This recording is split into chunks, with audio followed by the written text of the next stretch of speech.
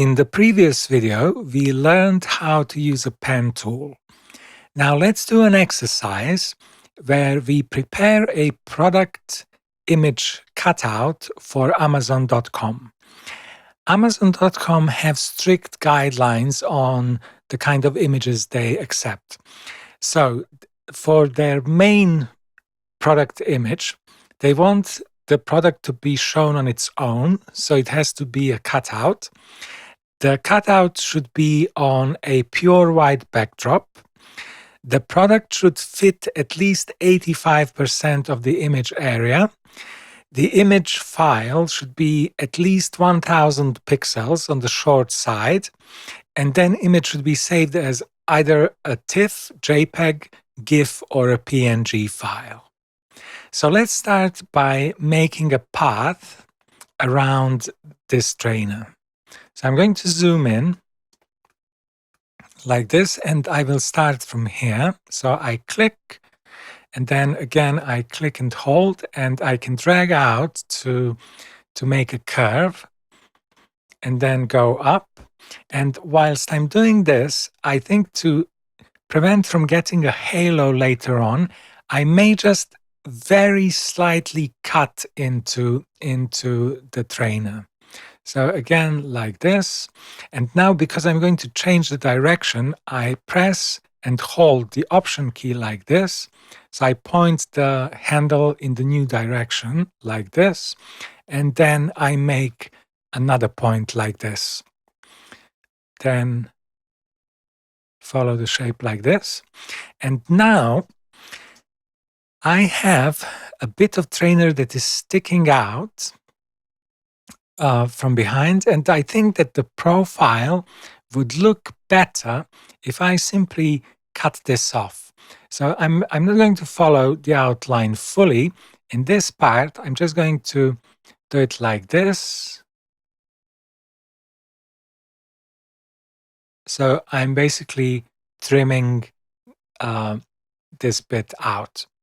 And then I'm just going to continue and trace around the whole of the trainer like this.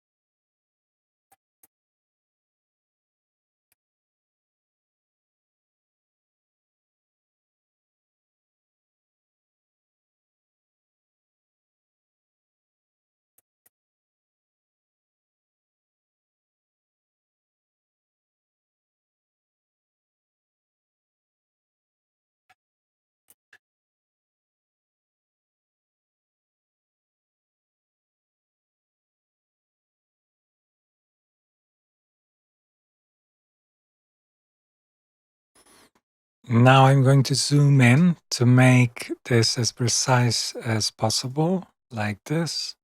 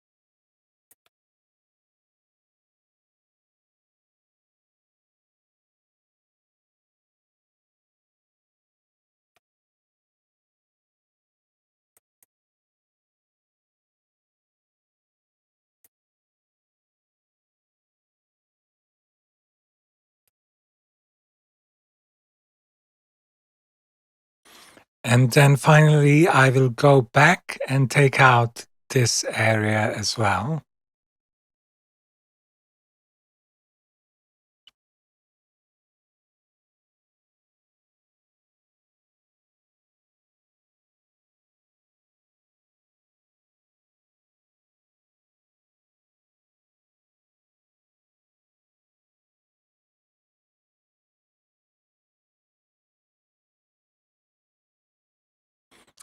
Like this. Then I'm going to select the path by clicking on it in the Paths tab. And then right-click and say Make Selection, and use a very small radius, like 0.3 pixels, for example, like this. So then when I have made a selection, I'm going to make a mask like this. This gives me a cutout. And then to make a white background, I'm going to press D on the keyboard to switch to default colors. Then I'm going to press Command-Shift-N to create a new layer, and I will call this background, like this, and then fill it with the background color by pressing Command Backspace. And then I can drag this layer down, or I can press Command and bracket key to bring this down. So now we have cut out the product and we have put it onto a white backdrop. Now we need to make it at least 85% of the image area. So if we zoom in, if you look at the rulers on top, you can change the unit from pixels to percentages.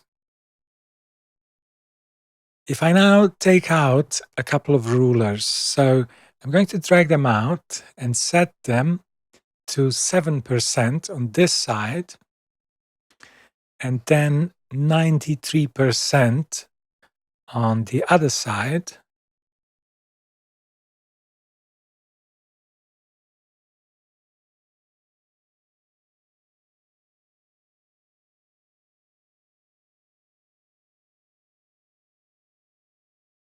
Like this. So that means that I have 7% on this side, 7% on the other side. So 100% minus 14 gives me 86%, which is greater than 85%. So what I can now do is I can click on to the trainers and press Command T to transform and just resize them so that they touch these guides like this. I can zoom out a bit and then again resize.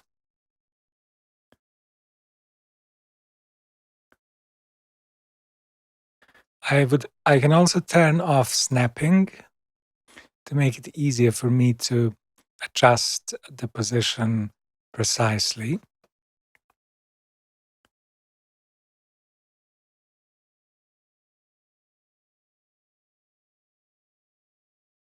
Okay, let's say like this. And then when I'm happy with the transformation, I can double click. Then I am going to go to the layer and select flatten image.